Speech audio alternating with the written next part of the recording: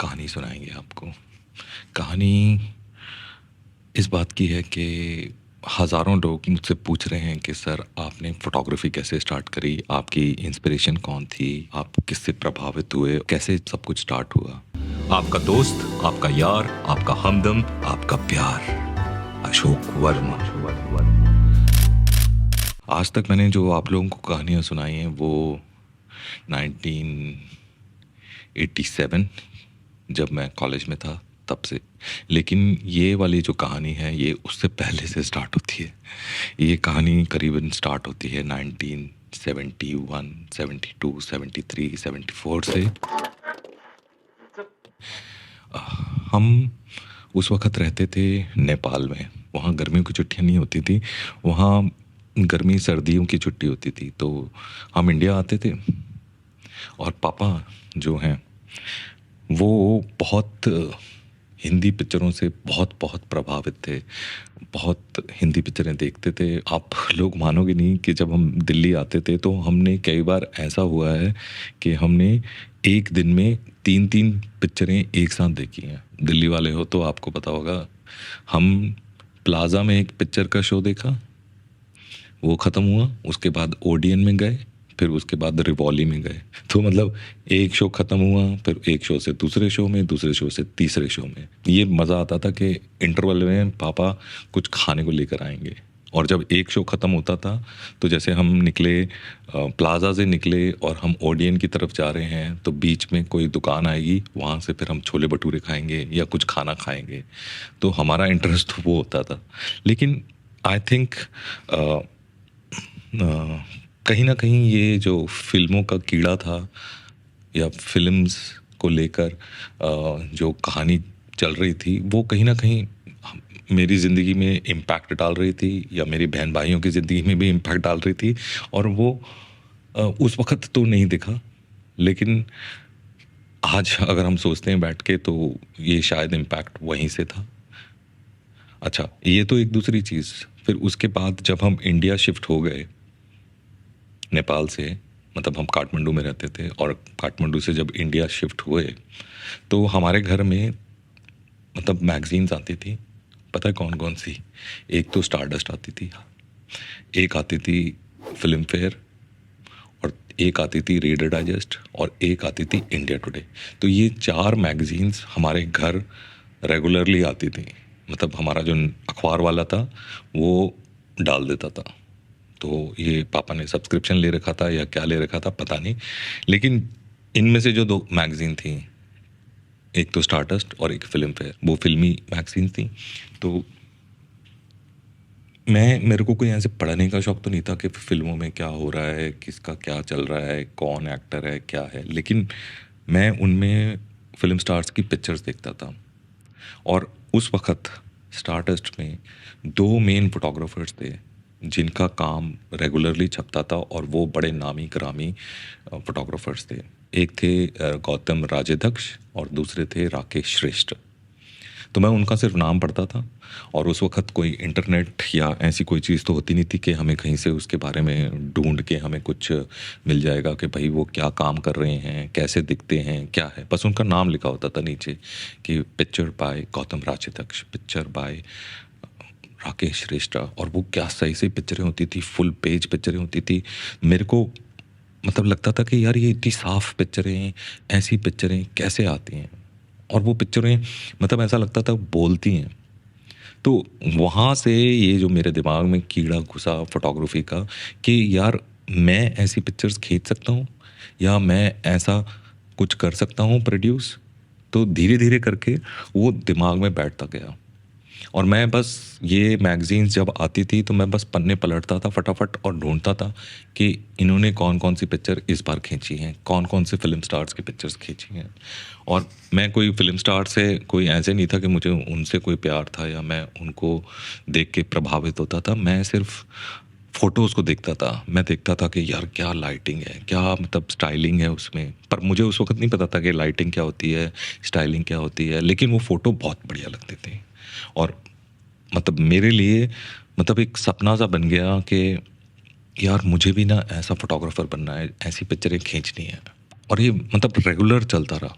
सालों साल चलता रहा, हम पढ़ाई करते रहे, ये मैगज़ीन आती रहीं, हम ये फ़ोटो देखते रहे और वो छाप जो थी ना वो दिमाग में कहीं न कहीं लगती रही और मतलब धीरे-धीरे शायद मेरा मन भी बनता गया और फिर एक दफ़ा उस वक़्त डब्बू रत्नानी की पिक्चर छपी संजय दत्त की, जो मॉरिशस में खींची गई थी। वो पिक्चर तो क्या फाड़ो पिक्चर थी और वो ही पिक्चर थी जिससे अ, डब्बू रत्नानी फ़ेमस हुआ।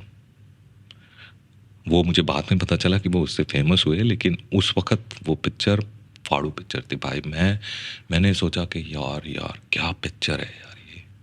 तो ये जो फ़ोटोग्राफ़ी का कीड़ा था और जिनसे मैं इंस्पायर हो रहा था, ना चाहते हुए, ना जानते हुए कि फ़ोटोग्राफ़ी क्या होती है, ना पता था कि कैमरा क्या होता है, लाइटिंग क्या होती है, शूट्स किस तरह से होते हैं, कुछ नहीं, बस मतलब मज़ा आता था इनको देखकर।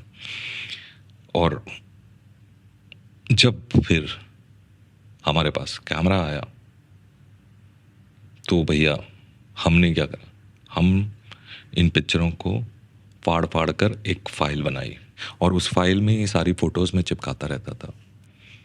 मतलब वो मेरे लिए एज़ अ रेफ़रेंस थी और मैं फिर कॉपी करने की कोशिश करता था कि मैं भी वैसी पिक्चरें खींचूँ, वैसी ही कलर की बैकड्रॉप कहीं से बन जाए या वैसी लाइटिंग कर लूँ या वैसे पोज़ बना दूँ।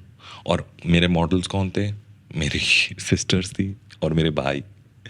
तो मैं अपनी बहन को और अपने भाई को मॉडल बनाकर और जितनी भी फ़ोटोग्राफ़ी आती थी मतलब टेढ़ी-मेढ़ी, ये इस इनकी तरह की पिक्चर खींचने की कोशिश करता था।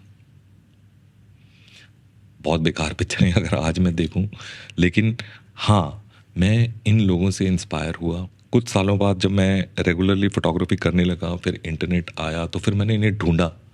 गौतम राजयध्यक्ष कौन हैं या राकेश रेष्टा कौन हैं, उनका स्टूडियो कैसा दिखता है, वो कैसे शूट करते हैं। तो कुछ मिली पिक्चरें, कुछ मिली अ, वीडियो क्लिप्स जहाँ पर उनकी कुछ झलक सी दिखी मुझे। तो मेरे लिए वो भगवान थे, मेरे लिए वो मेरे आइडल थे और जितना भी मैंने शुरू में सीखा, वो सब इन्हीं से सीखा। मतलब कोई बात करके नहीं सीखा, ना पूछ के सीखा, ना कोई मैसेज कर सकते थे, कुछ नहीं कर सकते थे, सिर्फ़ देख-देख के सीखा। गलतियाँ करी, कोशिश करी और समझने की कोशिश करी कि होता कैसे है। और जो सबसे बड़ा एक मूल था, कारण था, वो ये था कि मतलब गिव अप नहीं करा कि छोड़ दो यार नहीं हो रहा, ये वैसी पिक्चरें नहीं आ रही, मतलब मैं नहीं कर सकता। करता गया, मतलब बहुत इसमें मतलब बहुत साल लगे। मैं आपको 1971, 72, 73 की बात बता रहा हूँ और मैंने स्टार्ट करी फ़ोटोग्राफ़ी 1995 में जाकर। तो सोचो मतलब 10-12 साल तक एक सपना लेकर मैं जीता रहा और उस सपने को अपने अंदर पिरोए रखा और कोशिश करता रहा। जब मतलब मैं इन सब से इंस्पायर हो रहा था, तब मुझे पता भी नहीं था कि फ़ोटोग्राफ़ी कोई ऐसे प्रोफ़ेशन होता है। मुझे पता भी नहीं था कि मेरे को फ़ोटोग्राफ़र बनना है। मुझे ये भी नहीं पता था कि फ़ोटोग्राफ़ी क्या होती है, मतलब या मैं ऐसा कुछ कर सकता हूँ।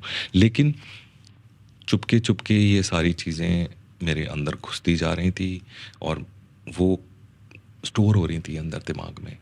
और वही जो स्टोर्ड माल था मेरे दिमाग के अंदर, वही शायद बाद में निकल कर आया बाहर। और जब मैंने फ़ोटोग्राफ़ी स्टार्ट करी तो बस मेरा एक ही एम था कि मुझे फ़ैशन फ़ोटोग्राफ़ी करनी है।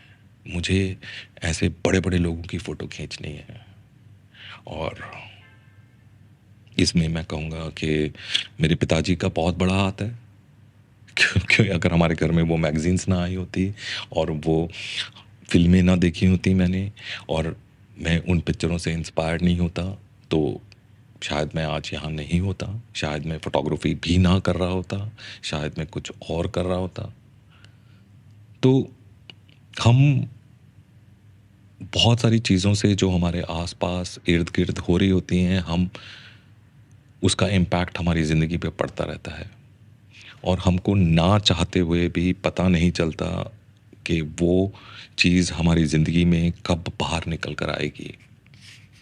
पर द की थिंग इज़ कि आपको उस चीज़ के लिए पागल होना पड़ता है। आपको उस चीज़ के लिए मतलब सब कुछ त्यागना पड़ता है, बहुत कुछ छोड़ना पड़ता है, बहुत कुछ झेलना पड़ता है, क्योंकि ऐसा नहीं होता कि सब जो आप चाहोगे वो होता जाएगा, होता जाएगा। मेरे साथ भी नहीं हुआ था ऐसा कि जैसा मैंने चाहा वैसा होता गया। लेकिन द की इज़ के गिव अप मत करो और एक्सक्यूज़ेज़ मत ढूँढो। मतलब कि मेरे पास ये नहीं है, मेरे पास वो नहीं है, मैं कैसे करूँगा? सर आप बता दो ये मतलब कहाँ से होता है? मैं फ़ोटोग्राफ़ी का स्कूल जॉइन करूँ, अच्छा वाला कैमरा ले लूँ, बुरा वाला कैमरा ले लूँ।